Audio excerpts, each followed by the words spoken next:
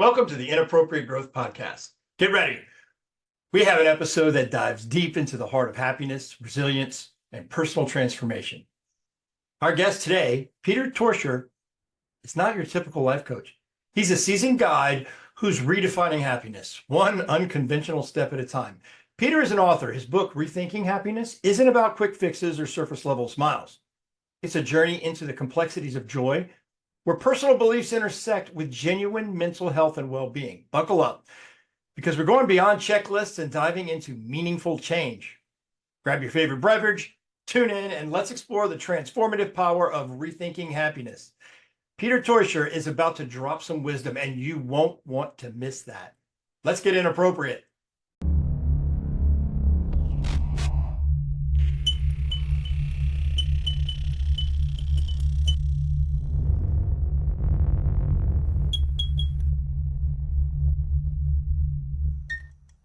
Welcome, everyone, to the Inappropriate Growth Podcast.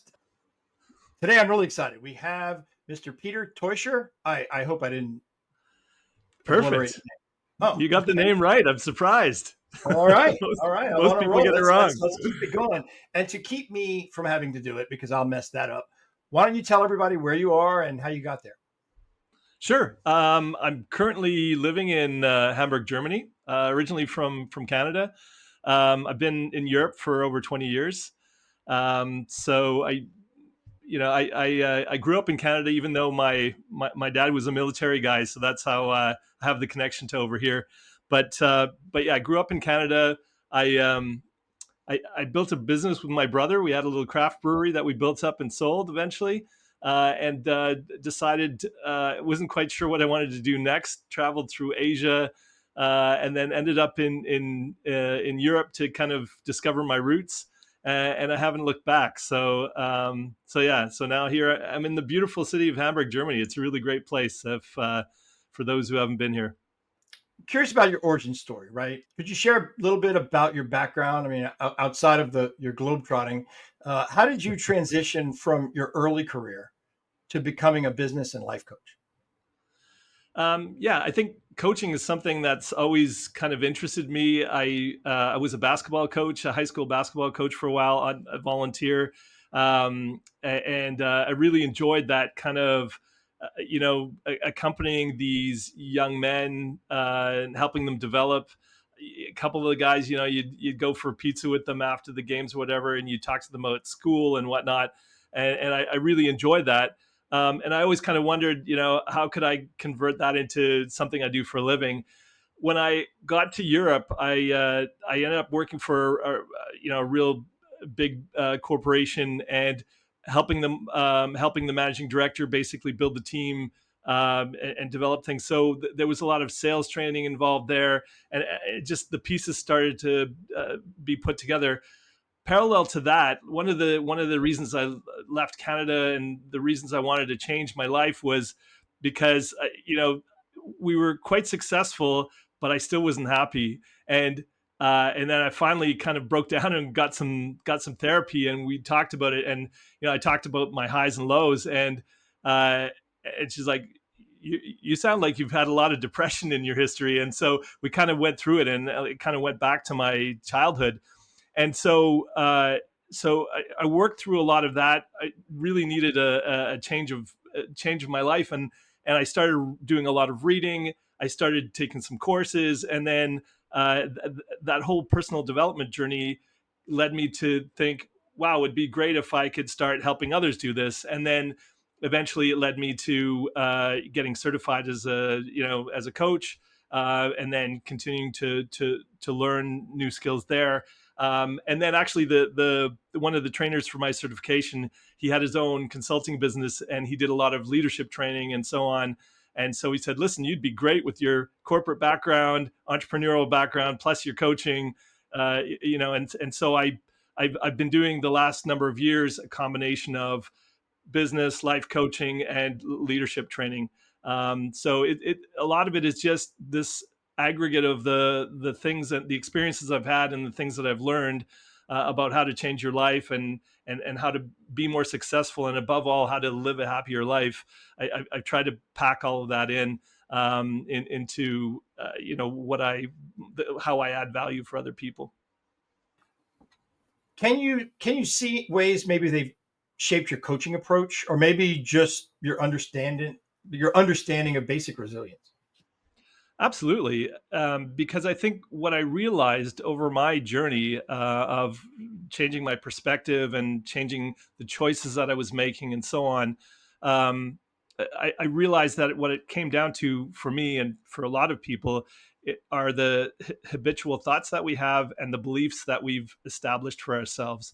So, we all have sort of a philosophy that we've a life philosophy that we've kind of accumulated, mostly unconsciously. So since we've been old enough to think, we've been putting together these thoughts and beliefs into a belief system, whether they're true or relevant or not. And so what I started to do was become aware of some of these beliefs that were standing in my way, and I realized, a lot of these things that are just beliefs, where I don't have proof either way, it's better to choose the beliefs that have some utility that actually support me. And so I think that changing the sort of beliefs that I had and then curating this kind of personal philosophy. And I know a lot of people get turned off by, when you bring up philosophy, but so call it what you will, a belief system. But the changes that I made to the way I think and believe made the most fundamental changes in my life, in how I felt and how successful I was ultimately. You're an author. Your book, Rethinking Happiness, it challenges a lot of these conventional notions of happiness. I'm curious what inspired you to write it, and maybe you could share some key insights that the listeners or people watching can gain. Sure. I guess there's a couple of things. I think, like I said, the years of kind of the knowledge and experience that I've kind of accumulated, I wanted to be able to pass that on. But I also thought, when I reflect back to how miserable I was at those, in my early 30s, I reached a real low point where I wasn't really sure that I wanted to go on with this life. The crazy thing was, I didn't really have a reason for it. I, everything externally was going right. People thought I had the greatest life. We had a little brewery. I had a massive network of friends. Just life was really good for me, and yet inwardly I was just really unhappy. And so, with the book, I kind of thought, if I can find happiness from that state, anybody can do it. And I think I've it's not a how-to book that I've written, but it takes a coaching approach. So, with coaching, it's about asking the right questions, and a lot of people aren't willing to ask themselves the real deep questions that need to be asked, that point to what you need to be working on or looking at. And so in each chapter, I finish it with several questions that you can contemplate on, rather than giving this kind of rules for life, or these steps that you need to take, because I think everybody's life is different. And so everybody's happiness, how they define happiness and how they think they can achieve it, is a little bit different for everyone. And that's what the book tries to guide people to do. So it's more of a guide to figure out what happiness means to you and how to build your success around that. Interesting. What? Give me an example. What's, like you said, the chapters end with questions. What's an example of a question that would trigger this kind of inward thinking? Well, okay. Well, first of all, I guess the way the book is structured is, I start by looking at, what defining happiness, what does it mean to you? How is it relevant as sort of um, a measurement of the quality of your life? I look at beliefs, and then I have sort of these are my core beliefs. And so I've got the book right here, luckily.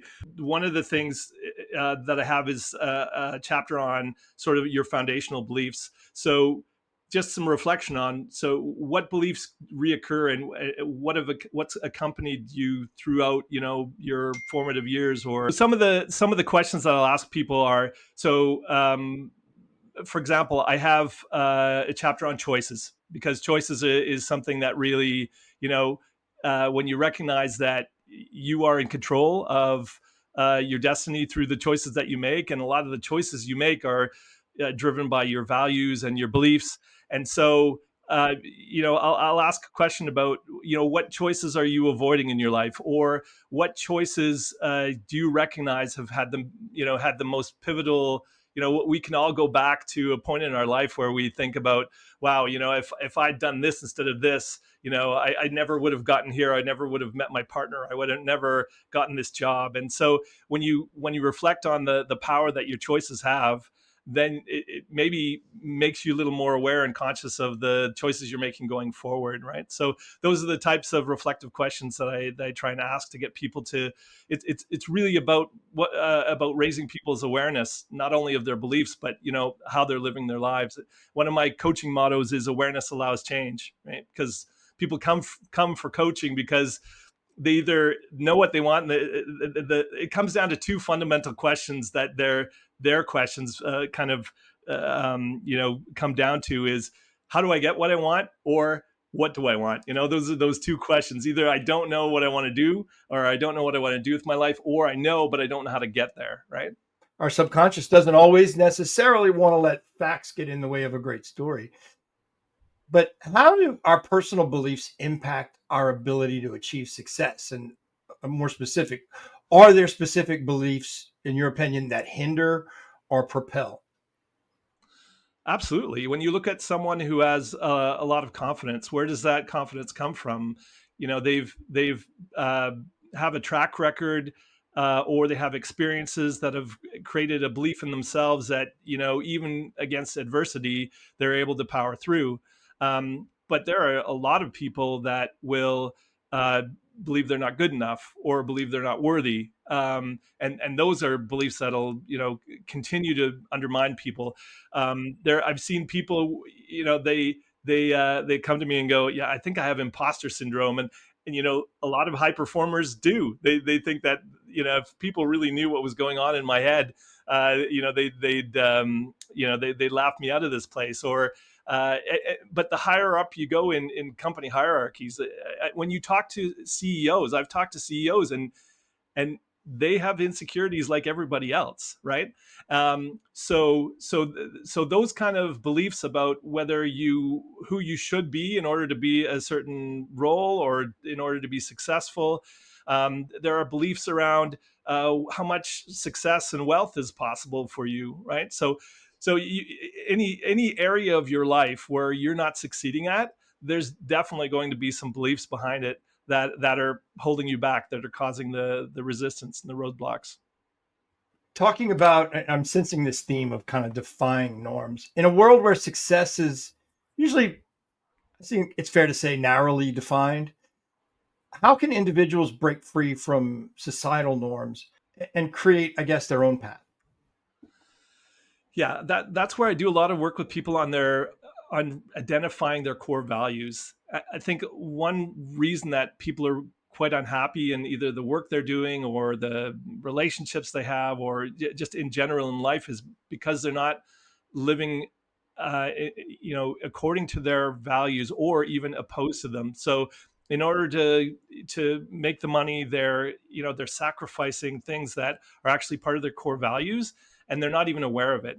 Or if they are, they try and suppress it, and that will lead to a lot of discontent and unhappiness. So I'll do a lot of work with people on values, getting really clear on that, and that really helps drive better choices, or different choices for them. But sometimes when people come for private coaching, so personal development, or some support in a change that they want, I'll get people that come to me that are, in their late 30s, early 40s, and they'll have the education, the career, maybe they'll have a partner and kids, and they'll say, "Look, I checked all the boxes, and I'm still not happy.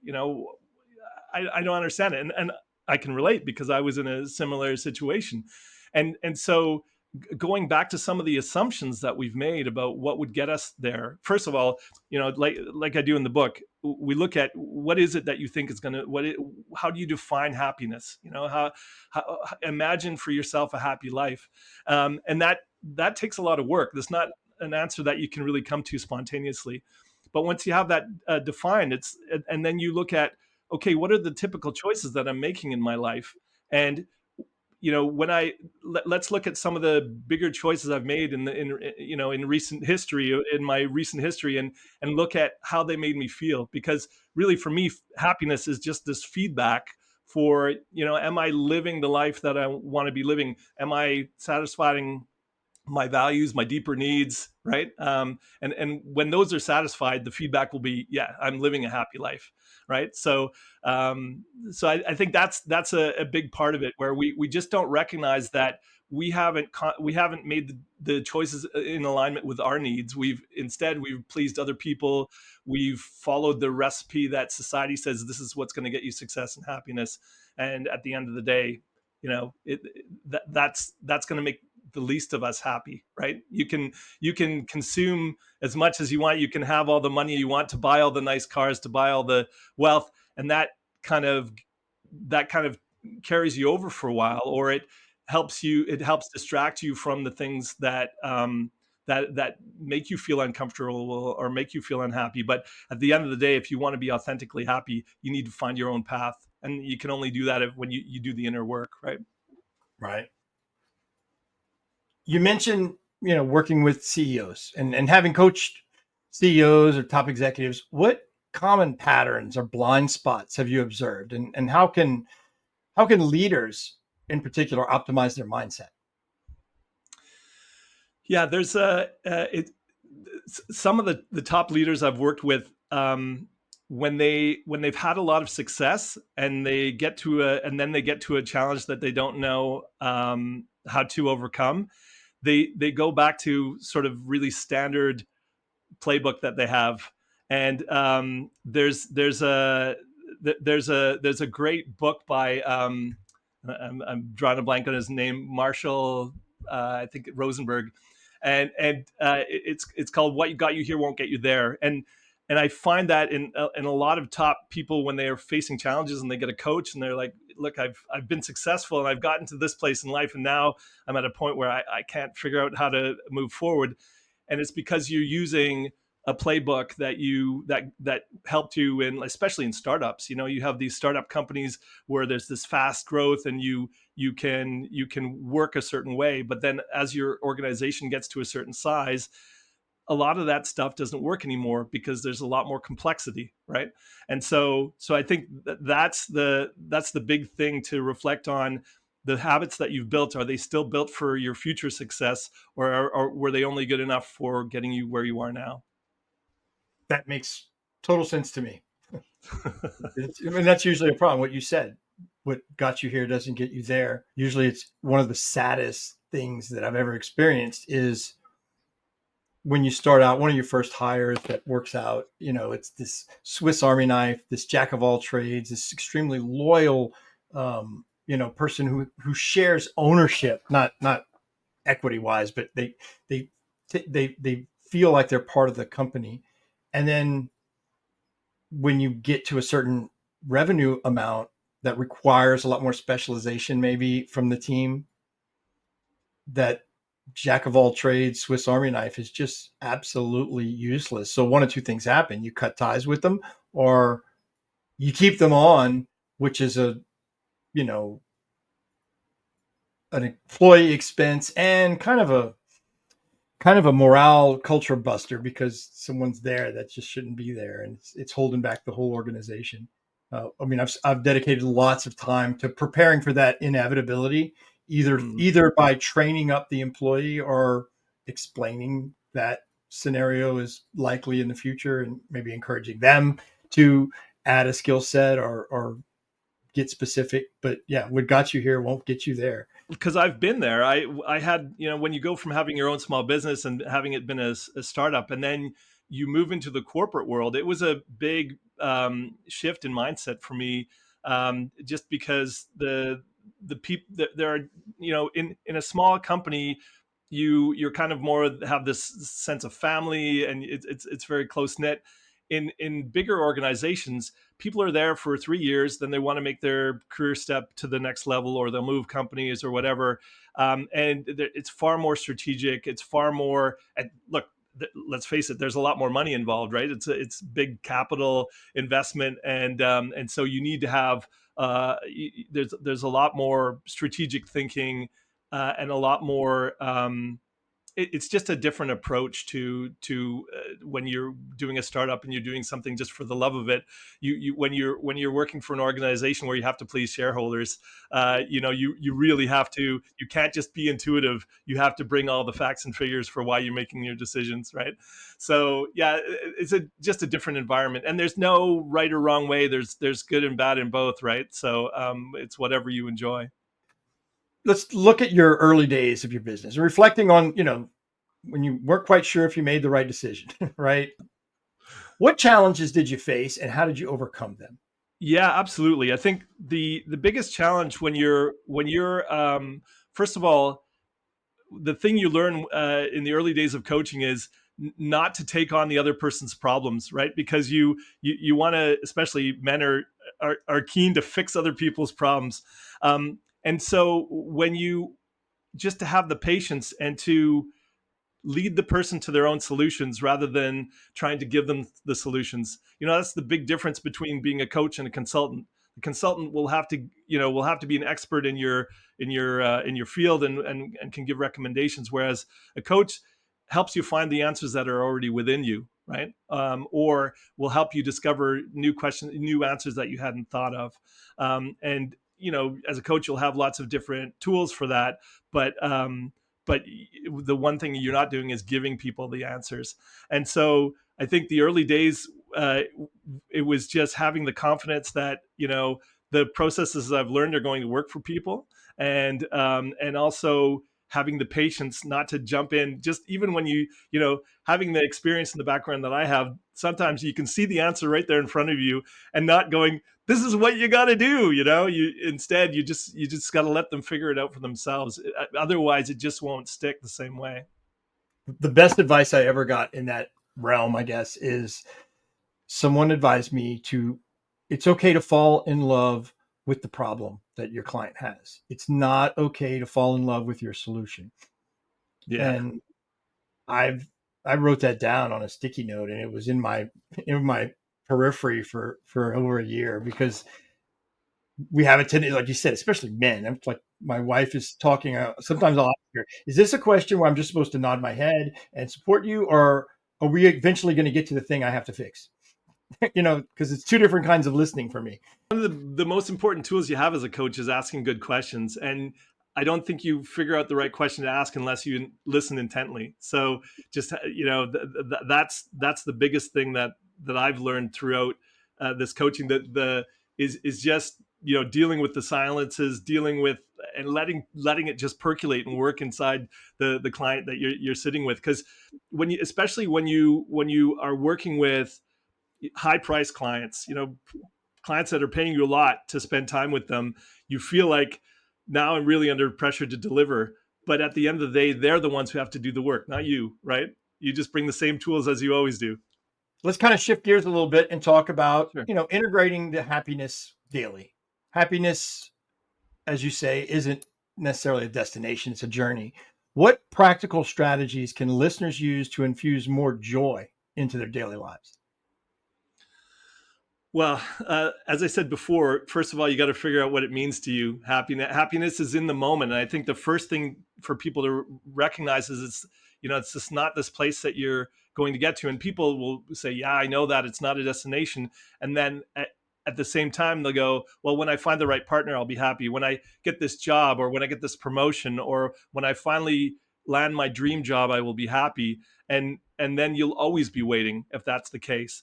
And so the thing to remember is, that happiness is in the moment. So taking those moments to appreciate the little things that you already have, and then it'll grow from there. When I traveled through Asia, one of the most eye-opening things for me was meeting everyday people who, by our standards, had virtually nothing, but they were way happier than people I knew at home that were super successful. And so they just appreciated every moment. So in some countries, they believe in karma, and they just, accept their fate. And maybe that's part of what's behind their happiness. But they there were these just little moments where where all their joy was, and if you can string enough of those together, you're going to live a happy life regardless of the results in your life. But I find that people who go through life with that attitude, who are happy, tend to be more successful. They attract more people who want to work with them. They don't make fear-based decisions. They tend to be better, neighbors, citizens, parents, and so on. And so I think when you can find that sort of base level of happiness, you can build on that and grow, rather than chasing something that's going to be off in the future. Sustainable happiness. How can individuals build sustainable happiness that withstands life's ups and downs? Um, is it all about mindset? Is it all about habits, or is it a little bit of both? Um, it's a little bit of both, for sure. When you think about the things that support your happiness, it'll either be the thinking habits you have, or the beliefs that you have, and what's going on internally, or it'll be the way that you perceive the outside world. And so when you can raise your level of awareness to ask the question, um, why do I keep making the choices that lead me to these outcomes that are making me unhappy? Or am I just framing things in a way that I'm always looking at the problems and not looking at the benefits? So there's lots of exercises that you can do regularly, everything from journaling to just taking moments to be grateful. And a lot of people preach gratitude, but it's such a powerful thing. If you end every day with just remembering a couple of things that you're grateful for, you'll go to bed feeling much better, and you'll wake up feeling much better. But even when you recognize, like when I talk about choices, when you recognize how much power you have to guide your and steer your life, and not feeling like you're a victim of it, that's super empowering, and that in itself makes you feel a lot happier about your situation, rather than feeling like I'm out of control. I'm just a victim of circumstances and of the system and so on. So I think recognizing your own power and taking that control of how you see the world and how you react to the world makes all the difference in the world. Everything's good. I want to talk now about the future vision. Looking ahead, what's your vision for the coaching industry now that you're part of it? And what kind of impact do you hope to make in people's lives?